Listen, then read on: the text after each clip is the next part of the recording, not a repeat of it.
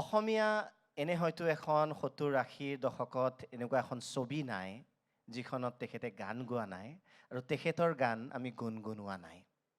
আমাৰ মাজত থকা দীপেন বৰুৱা ডাঙৰীয়াক আমি প্ৰদান কৰিছোঁ অসম লাইভ 24-এ অসম বিভূষণ বঁটা।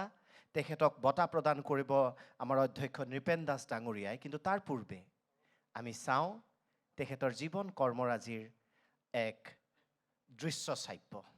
কিমাননো মৰম মই মৰমৰ সুগভীৰ নৈ।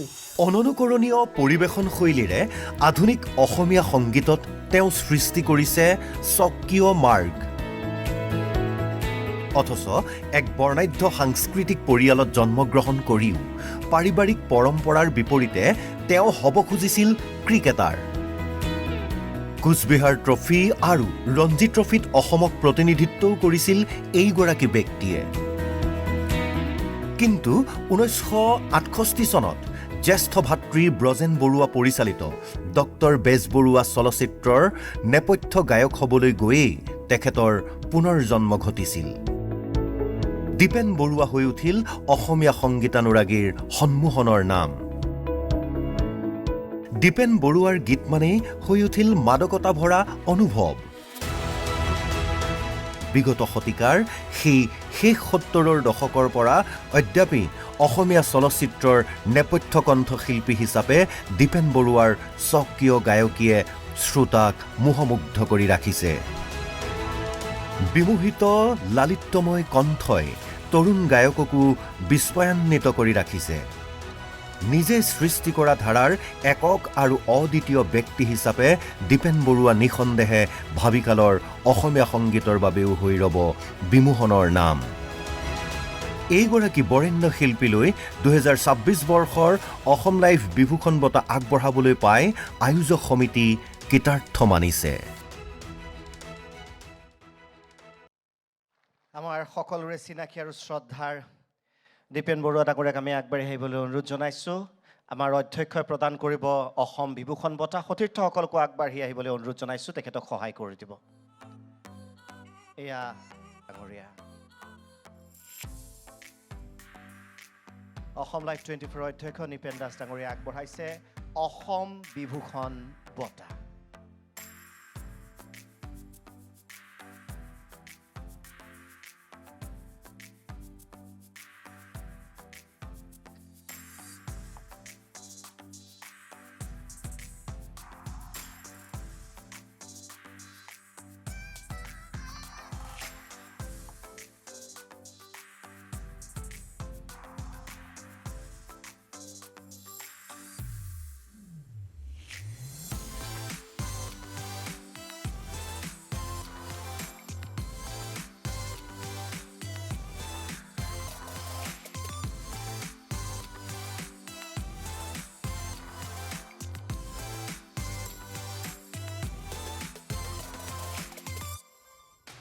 দীপেন্দাৰ প্ৰতিটো গীতেই কালজয়ী।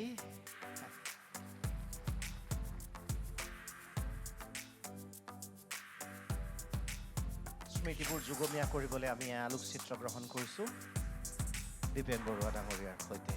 এই মুহূৰ্তত আপোনাৰ মনৰ কিছু ভাৱ জানিব বিচাৰিছোঁ। মাইক্ৰফোনটো আপোনালৈ আগবঢ়াইছোঁ। ধন্যবাদ। নমস্কাৰ।